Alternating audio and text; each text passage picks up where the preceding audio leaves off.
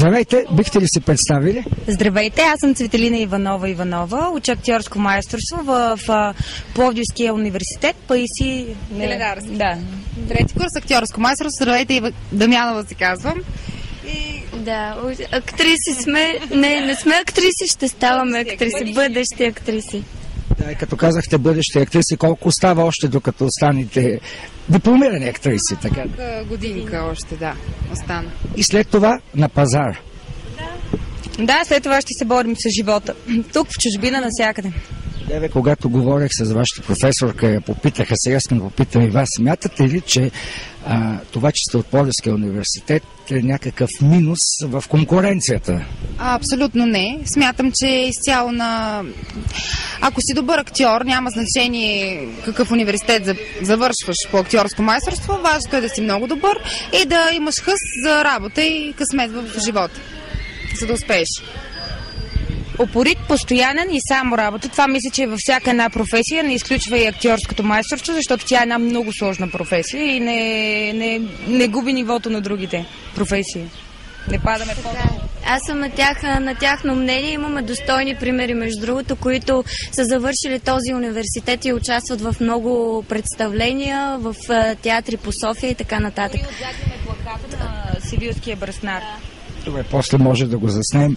Като каза преди малко какво упорство, труд. Упорство, труд и работа, много работа, постоянство. Това. Ваше мнение или нещо, което ще запомните от вашата професор? Мое мнение.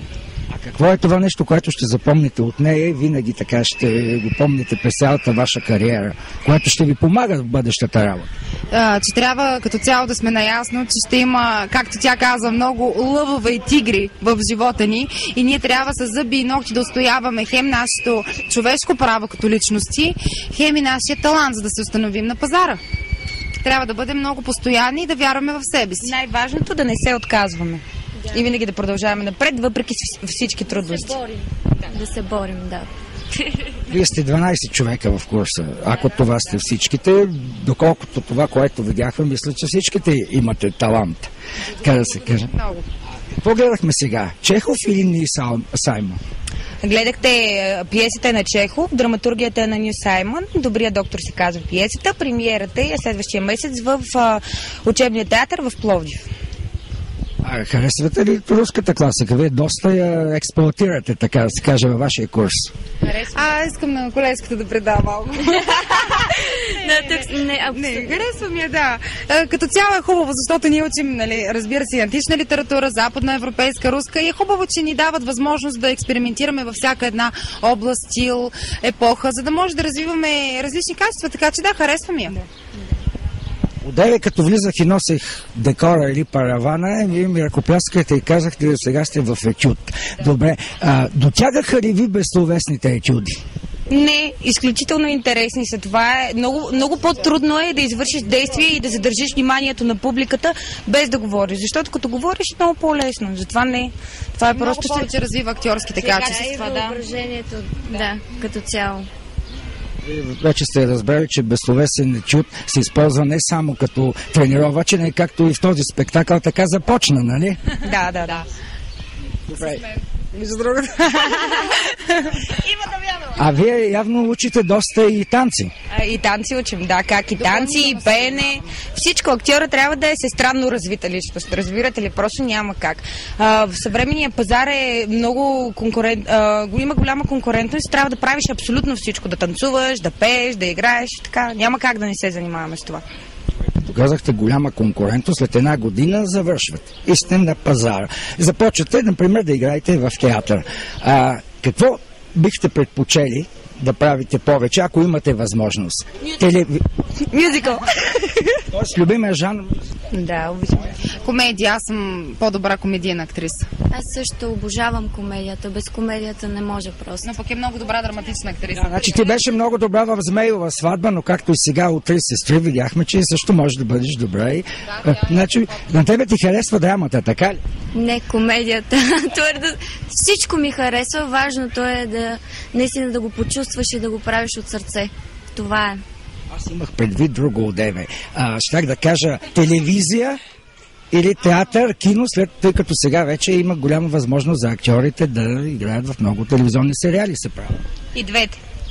Като цяло аз мятам, че театъра е място, на което показваш, тъй като то е моментно състояние, защото той край изчезва и следващото представление няма как да се получи също нещо със същата енергия, докато в киното е нещо, нали, с монтажи, нещо по-так. Не е толкова сложно, колкото в театъра. Театъра трябва да пресъздадеш чувството сега и на момента и да привлечеш вниманието на публиката, и да те разберат. Всеки един, който вземем от тук, може да снима реклама, филм, според мен. Така, защото просто начина на камерата, отдолу, отгоре монтажи, ще изглежда по същия начин. Това е хубаво, че го научих. Аз съм завършил надпис филмова и телевизионна режисура и сега вече разбрах какво трябва да се прави за киното. Благодаря.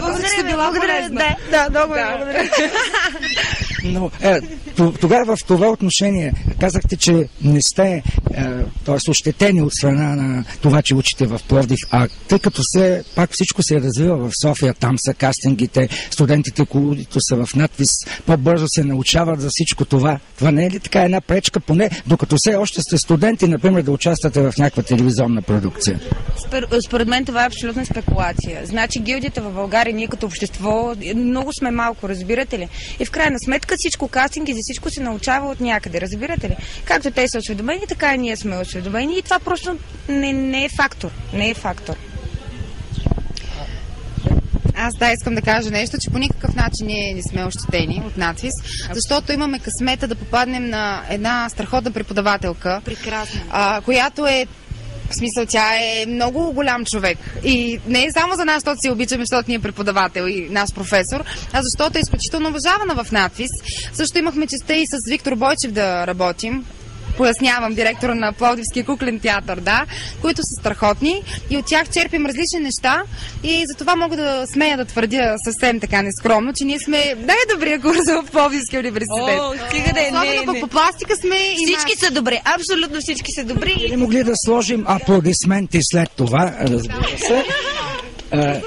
Добре, какво бихте казали за това? Актьорът е един образ с безброй лица. Факт, актьора живее много животи. Това е най-хубавото на актьорската професия, че можеш да бъдеш всеки, който си поискаш и наистина да го изживееш на сцената. Това искам да кажа, че трябва да го изпиташ. Това нещо не може да се обясни на един обикновен човек и да му кажеш това така и той да. Не, просто трябва да го изживееш. Наистина да се чувстваш различно, за да се занимаваш това, да си освободен от много неща, според мен. Какво мислите за вашият колега Петър Георгиев ли беше или Пумбата? И Пумба, и Емил Боев са в нашия курс от Пазарджик, момчето, просто смятам, че те, като дойдохме днес да играем в Пазарджик, ни посрещнаха като у дома си. Разведоха ни, показаха ни някой друго, така набързо, защото нямахме много свободно време, някое така друго местенце. Уважаваме си ги и много се гордеем, че сега дойдоха и не уважиха тяхните приятели и роднини. Често ли давате интервюта? Не. Не ни искат често, но бихме давали често. Просто не ни искат често. Какво бихте пожелали на нашата телевизия, младежка телевизия Forti TV? Аз искам да кажа нещо. Тя е най-ощетена май днес. Това ще завърши интервюто. Искам да не гледайте само телевизия, гледайте театър. Без театър не се живее. Театъра е друг аромат, друг живот. Според мен всеки един човек трябва да ходи на театър. За мен това е. Това искам да кажа на всички хора. Телевизията да стане национална. И аз искам също да пожелая нещо. Хора, бъдете с много големи и добри сърца, бъдете честни, добри, защото в крайна сметка всичко зависи от нас. И това, което можем да променим с добро, това е най-доброто нещо, което може да направим. Бъдете себе си. Най-важното нещо е да бъдете себе си хората. Благодаря ви и ви желая успех. И сега, и след като завършите на голямата сцена. Благодаря.